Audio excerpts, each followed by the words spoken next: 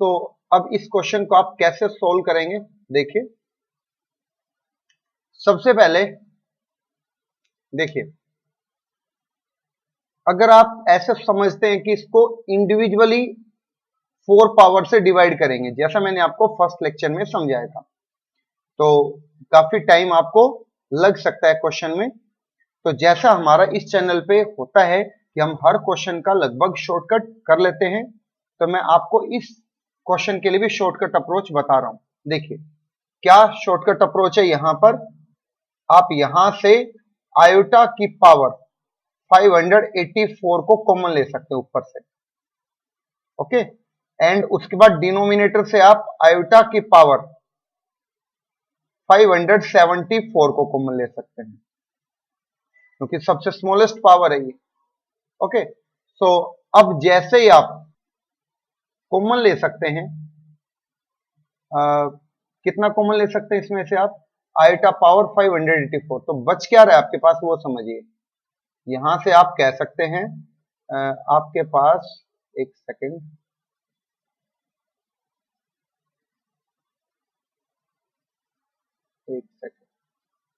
देखिए जब आप कॉमन लेंगे 584, तो देखिए ऊपर बचेगा आपके पास आयोटा पावर 8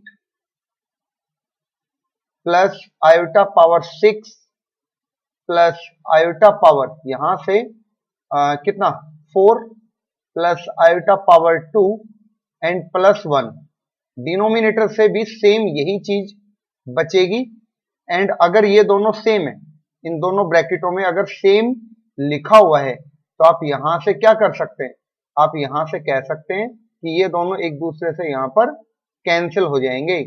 और जैसे ये दोनों यहां पर कैंसिल होंगे, तो आप क्या बता सकते हैं, यहां से जो बच रहा है वो कितना है, आयोटा के पावर 584 माइनस 574। तो आप इसको लिख सकते हैं आयोटा की पावर 10, एंड आयोटा की पावर 10 में जब आप 4 का डिवाइड करेंगे 10 में, तो 4 2 जा 8, बचेगा आपके पास 2 एक्स्ट्रा, मतलब रिमाइंडर। एंड आयोटा स्क्वायर की वैल्यू आपको पता है -1। तो आई होप सभी क्वेश्चंस को, सभी स्टूडेंट्स को ये क्वेश्चन अच्छे से समझ में आ गया होगा, ओके। और अगर इसी क्वेश्चन में, आपके पास इसी क्वेश्चन में आपके पास अगर होता -1, अगर एक एक्स्ट्रा -1 आपके पास क्वेश्चन में आगे लगा हुआ है, तो फिर आपके पास आंसर क्या आ सकता है, -1 यहां पे आएगा, -1 यहां पर, -1 यहां पर, एंड इसके आगे एक -1 लिखेंगे, तो फाइनल आंसर उस केस में आपके पास -2 हो जाएगा, ओके। तो नेक्स्ट क्वेश्चन की बात कर लेते हैं। नेक्स्ट क्वेश्चन, थर्ड क्वेश्चन है आपके पास, question number third. And third question है वैल्यू ऑफ आयोटा की power 1 plus 3 plus 5 plus dash dash dash and last term is 2n plus 1। आपको इस एक्सप्रेशन की वैल्यू बतानी है क्या होगी। तो सबसे पहले तो आप ये समझिए कि जो आपके पास यहां से लिखा हुआ है, जो आपके पास लिखा हुआ है टू पावर के अंदर, तो इसको आप एक एपी समझ सकते हैं। पहला पॉइंट तो आप ये समझिए, क्योंकि इस एपी में आप पहले न्यूमिनेटर इसकी जो पावर उसको सोल्व कीजिए। आप ये देखिए कि एक एपी है जिसकी फर्स्ट टर्म तो है 1 एंड कॉमन डिफरेंस है इसका 2। आई होप ये बातें सभी स्टूडेंट्स को आती होंगी अच्छे से। ए आपके पास है, डी आपके पास है, एंड लास्ट टर्म मतलब आप उसको केथ टर्म समझ लो। ए एन भी समझ सकते थे, बट उसमें एन इन्वॉल्व है पहले से क्वेश्चन में, तो आप ए के समझ लो इसको। एंड ये आ जाएगा 2n प्लस 1। और यहां से ए के को आप लिख सकते हैं ए प्लस के माइनस 1 डी, ए प्लस एन माइनस 1 डी वाला पैटर्न। एंड डी की वैल्यू भी आप यहां से पुट कीजिए। डी की वैल्यू आपके पास कितनी है, 2, आगे 2n प्लस 1 है, तो यहां से 1 plus 2k minus 2 is equal to 2n plus 1। And यहां से अगर आप सोल्व करेंगे तो कितना आ जाएगा आपके पास, यहां से -1 उधर जाके +1, तो n will be k+1। Clear? तो अब समझिए बात को। तो देयरफॉर आयोटा को तो सेम रखेंगे, और जो इसकी पावर है उसको आप कैसे लिख सकते हैं,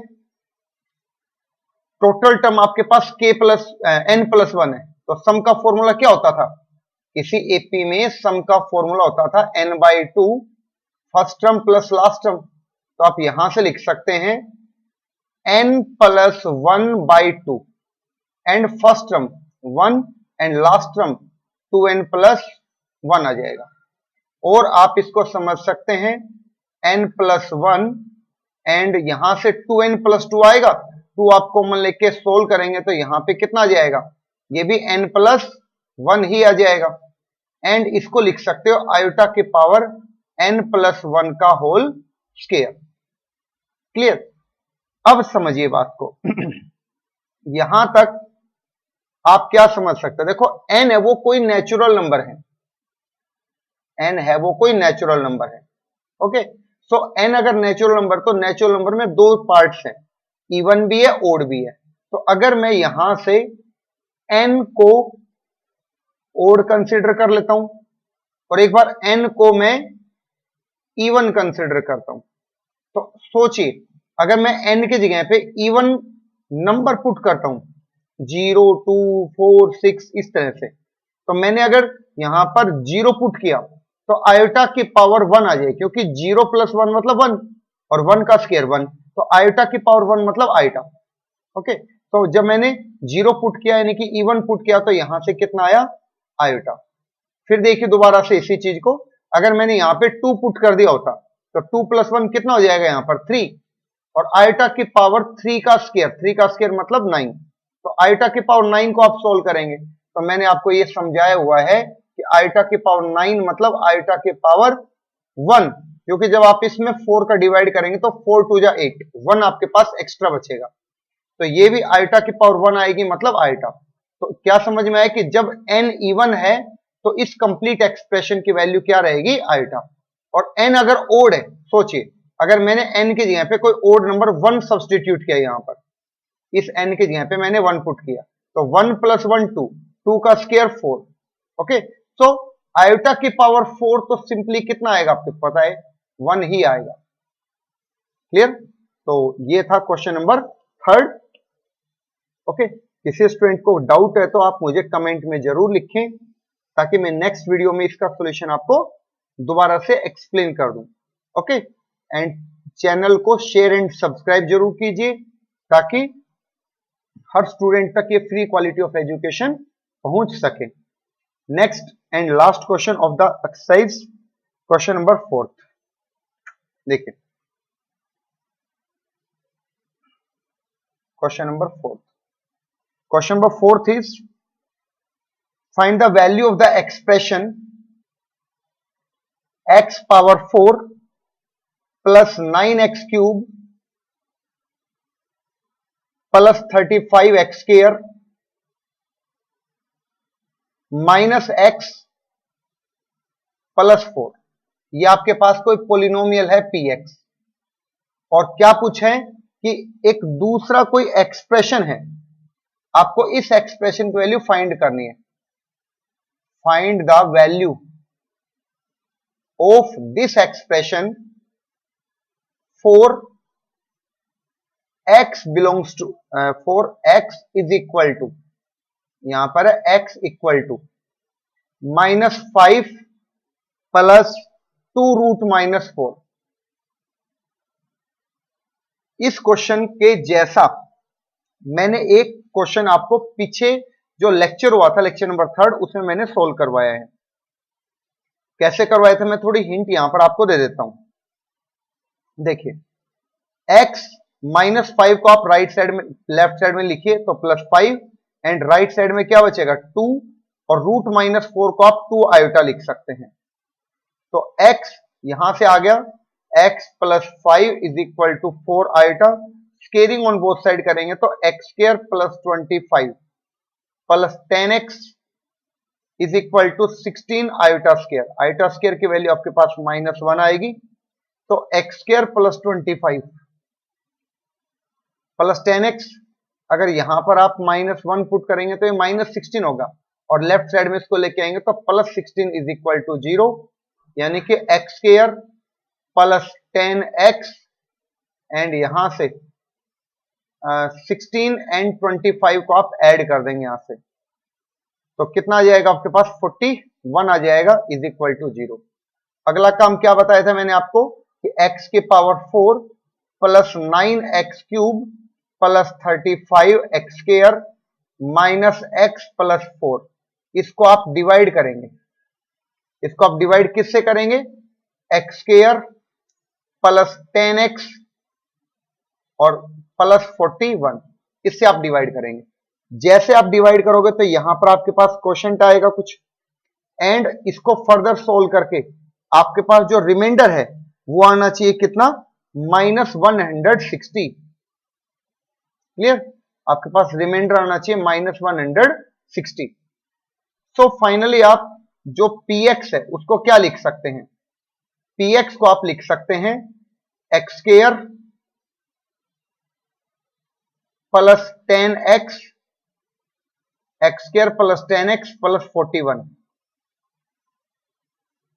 इंटू इसका क्वोशंट आ जाएगा कि यहां से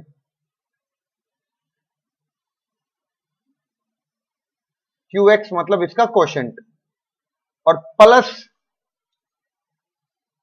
प्लस इसका रिमाइंडर आएगा। रिमाइंडर जो है वो आएगा आपके पास कितना? -160। अब देखिए आप इसको कैसे लिखेंगे। इस एक्सप्रेशन की वैल्यू आपके पास 0 है, qx आगे सेम रहेगा जो भी था ये, और -160। इसको जो आप सोल्व करेंगे तो 0 -160 यानी कि -160 आपके पास इस क्वेश्चन का आंसर आ जाएगा। आई होप जो ये डिवाइड मैंने आपको करने के लिए बोला है इसको आप खुद कर सकते हैं। ओके, तो ये था हमारा इस एक्सरसाइज का क्वेश्चन।